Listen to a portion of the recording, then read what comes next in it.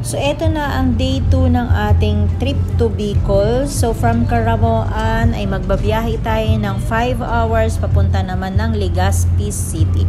So estimated time of arrival natin sa Legazpi 3 p.m. So kaya naman medyo alanganin yung oras at gutom na rin tayo, kaya kumain na tayo dito sa ating nadaanang karinderya.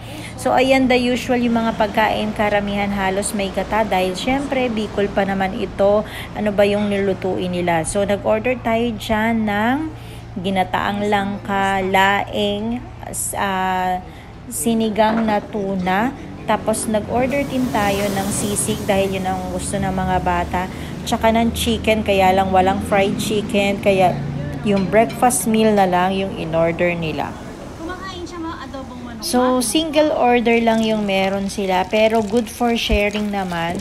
Kaya okay lang. Medyo marami-rami rin naman yung servings nila. Tapos ayan yung loob ng kanilang restaurant. Parang fiesta. May maraming banderitas. So, on our way, nadaanan natin yung Mount Isarog na parang akala mo, ayan na yung Mayon Volcano. So, habang naman sa daan tayo, nag-check tayo kung saan tayo pwedeng tumuloy. Pagkatapos may nag-suggest nga sa atin. Kaya nga lang nung pinuntahan namin ay nasa looban at ng subdivision, kaya hindi namin siya kinuha at malayo siya sa highway. So ito yung second namin na pinuntahan, yung Parkview na malapit lang sa highway. Pagkatapos 2,500 lang siya, tapos meron na siyang 3 double deck na kasya na tayong lahat kasi good for 8 to 10 persons ito. So, meron pa siyang sariling CR, pagkatapos nga ay fully air-conditioned room, plus meron din siyang wifi. So, saan ka pa, diba? Komportable na yung tulog mo, meron ka pang wifi, diba? So, aalis din naman tayo niyan pagkatapos ng kinabukasan na ikot natin yung mga dapat puntahan. So, ayun na nga, kaya kinuha na rin namin yan. Kinagabihan nga niyan, lumabas muna kami para i-check kung saan yung magandang spot na pwedeng mag-picture taking. Kaya lang, medyo napagod na rin kami, kaya umuwi na kami. Kinabukasan naman, ang unang stop natin ay ang Daraga Church o ang Our Lady of the Gate Parish Church, also known as Daraga Church. Tapos 15 minutes away lang to dun sa kinuha nating tinutuluyan, kaya naman malapit lang siya. So ayan na nga lang, picture taking lang tayo dahil gusto ko talagang marating tong Daraga Church. Tapos nandyan na rin yung view ng Mayon Volcano. Saktong-sakto na abutan pa siya namin na naka-cone shape pa siya, hindi pa siya tinatakpan ng ulap. So second stop natin ay ang Cagsawa Ruins na malapit lang din doon sa Daraga Church. Ito yung isa sa mga most popular tourist destination dito sa Bicol. Ito yung na-built ito nung 1724, dati itong church, tapos na-cover up lang nung nagkaroon ng eruption yung Mayon Volcano. So pagkatapos niyan, medyo gutom na rin tayo dahil hindi pa tayo nag-aalmusal. Pumunta naman kami dito sa Kokoy's Farm Garden dahil sabi ni Daddy Roy, nakita daw niya ito sa TikTok at masarap daw yung pagkain dito. Tapos meron ding chili ice cream or sili ice cream. So kaya naman dito na namin piniling kumain dahil ang ganda din ng view niya. Napakadaming halaman dun banda sa unahan niya. Tapos pwede ka rin pumasok doon. Meron nga lang entrance na 20 pesos pero okay na okay naman siya. So, ayan lang, inikot-ikot muna natin itong restaurant, nagkonting pahinga, kumain ng ice cream.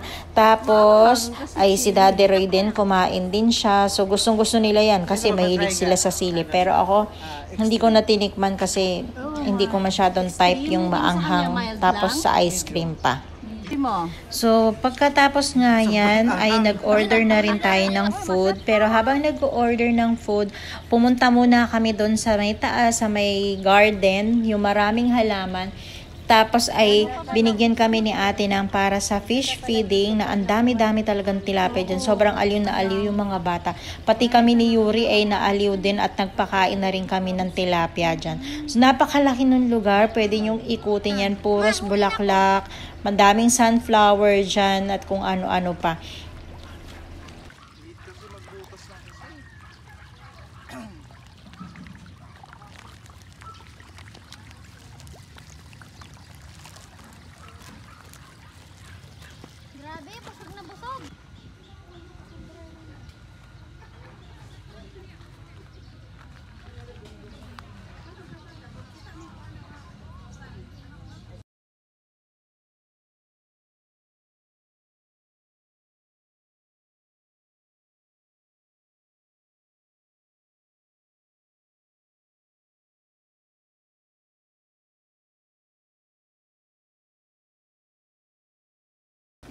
ang lalaki. Tapos pag nag-smile.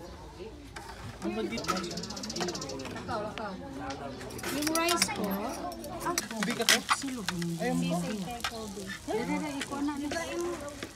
Kain tayo, puros kinunot na pagi. Tapos, ginataang sitaw. Yummy.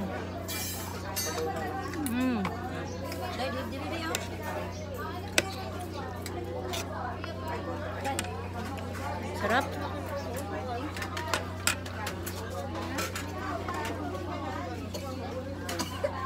Dito lang to sa Kokoy's Food Garden. Dito kami sa may Legazpi. Kaya lang. Yan naman ulit. Kain muna kami. With all the gang.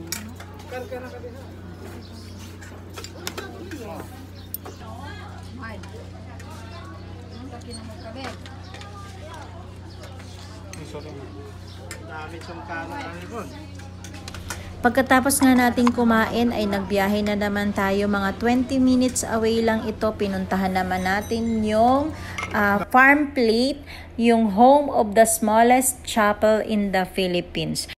So yung entrance dito ay 85 pesos, tapos kung kids naman at senior ay 60 pesos. Farm Bill. The happiest place in Bicol. Naku, bawal pala yung nakasimangot dyan. Tara na.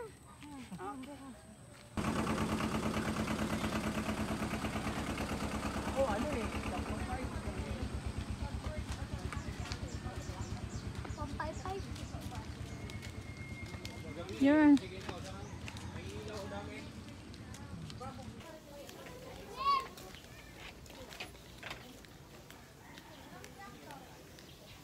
Dito tayo sa Farm Plate.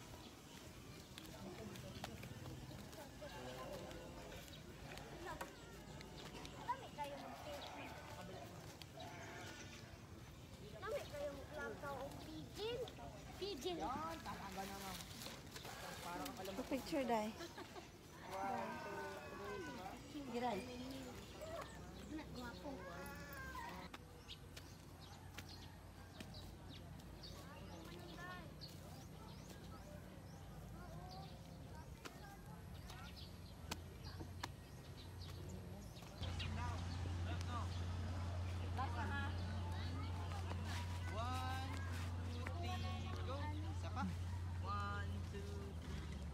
So dito nga yung ginawa yung movie na I Love CZ nila Barbie Imperial at ni Carlo Aquino. So ang Cute Dog Church dyan, napakaliit lang.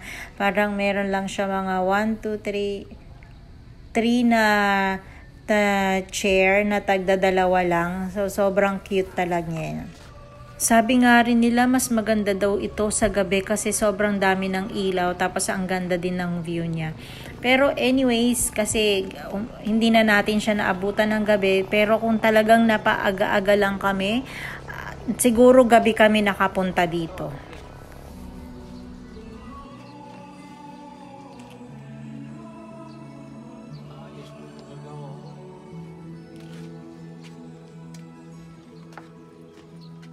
Dito nagsimba si Juan.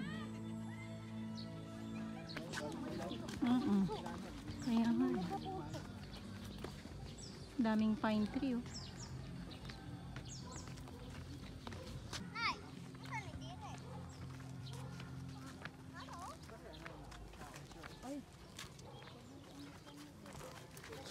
Uy, baka Tatlong itlog niya. tatlo. Hindi marunong magbilang. Ikaw ilang ba itlog mo? Paano naman naging tatlo yung itlog niyan? Tatlo daw yung itlog. Dalawa lang, uy.